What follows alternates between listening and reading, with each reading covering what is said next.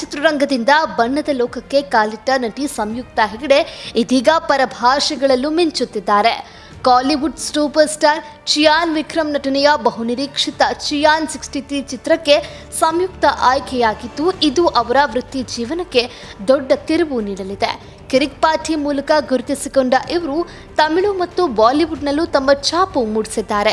ಕನ್ನಡ ಚಿತ್ರರಂಗದ ಮೂಲಕ ಬಣ್ಣದ ಲೋಕಕ್ಕೆ ಕಾಲಿಟ್ಟು ಈಗ ಪರಭಾಷೆಗಳಲ್ಲೂ ಧೂಳೆಬ್ಬಿಸ್ತಾ ಇರುವಂತಹ ನಟಿ ಸಂಯುಕ್ತಾ ಹೆಗಡೆ ಈಗ ಅವರ ಖಾತೆಗೆ ಮತ್ತೊಂದು ದೊಡ್ಡ ಸಿನಿಮಾ ಸೇರ್ಪಡೆಯಾಗಿದೆ. ಕಾಲಿವುಡ್ ಸೂಪರ್ ಸ್ಟಾರ್ ಚಿಯಾನ್ ವಿಕ್ರಮ್ ನಟನೆಯ ಆನಂದ ಶಂಕರ್ ನಿರ್ದೇಶನದ ಬಹುನಿರೀಕ್ಷಿತ ಸಿನಿಮಾದಲ್ಲಿ ಸಂಯುಕ್ತಾ ಹೆಗಡೆ ಆಯ್ಕೆಯಾಗಿದ್ದಾರೆ. ಈ ಹಿಂದೆ ವಿಕ್ರಮ್ ಹಾಗೂ ಆನಂದ್ ಅವರು ಏರುಮುಗನ್ ಚಿತ್ರದಲ್ಲಿ ಒಟ್ಟಾಗಿ ಕೆಲಸ ಮಾಡಿದ್ರು. ಇದಾದ 10 ವರ್ಷಗಳ ಬಳಿಕ ಮತ್ತೆ ಈ ಜೋಡಿ ಪ್ರಮುಖ ಪಾತ್ರ ಒಂದರಲ್ಲಿ ಕಾಣಿಸಿಕೊಳ್ತಾ ಇದ್ದಾರೆ ಎಂಬುದು ಮತ್ತೊಂದು ವಿಶೇಷ.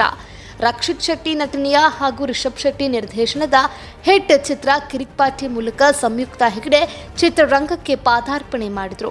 ತಮ್ಮ ಮೊದಲ ಸಿನಿಮಾದಲ್ಲೇ ಪ್ರೇಕ್ಷಕರ ಮನಗೆದ್ದ ಇವರು ಚಿತ್ರದಲ್ಲಿನ ಆರ್ಯ ಪಾತ್ರದ ಮೂಲಕ ರಾತ್ರೋರಾತ್ರಿ ಸ್ಟಾರ್ ಪಟ್ಟ ತಂದುಕೊಂಡ್ರು.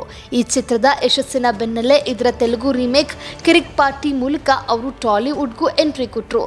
ಕನ್ನಡದ ನಂತರ ತಮಿಳು ಚಿತ್ರರಂಗದಲ್ಲೂ ಸಕ್ರಿಯರಾದರು. ಕೋಮಲಿ ಮತ್ತು ಮನ್ಮದ ಲೀಲೆ ಚಿತ್ರಗಳಲ್ಲಿನ ತಮ್ಮ ನಟನೆಯ ಮೂಲಕ ಕಾಲಿವುಡ್ ಪ್ರೇಕ್ಷಕರಿಗೆ ಹತ್ತಿರರಾದರು.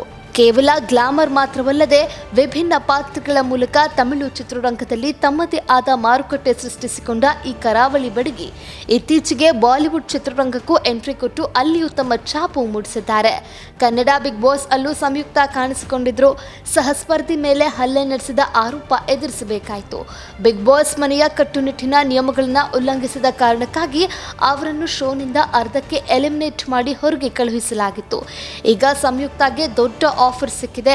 ಈ cinema complete family action entertainer ಆಗಿ ಮೂಡಿ ಬರ್ತಿದೆ. ಈ ಚಿತ್ರದಲ್ಲಿ ಕೇವಲ ವಿಕ್ರಮ್ ಅಷ್ಟೇ ಅಲ್ಲ, ಹಿರಿಯ ನಟಿ ಊರ್ವಶಿ, MS ಭಾಸ್ಕರ್ ಮತ್ತು ರಿಯಾ ಶಿಬು ಸೇರಿದಂತೆ ಒಂದು ದೊಡ್ಡ ತಾರಾ ಬಳಗವೇ ಇದೆ.